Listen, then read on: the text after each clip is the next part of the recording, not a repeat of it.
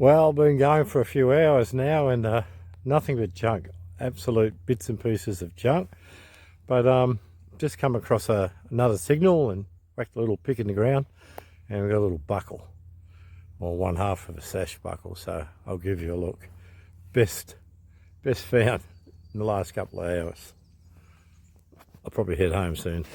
Okay, just down in here in the hole. I don't know if the camera will pick that up, but it's just down here in the shade. That's a little sash buckle there. And we'll pull him out. There we go. Pull him out. Yep.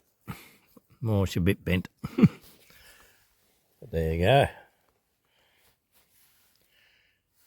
That's 1850s, 60s sash buckle thereof, part of. We'll straighten her out. Oh, there you go. We straightened it out. Looks a bit better. Quite nice. Happy with that.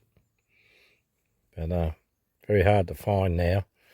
This area is pretty well done. Don't think I'll come back here. But I'm happy with that. Best find for the day.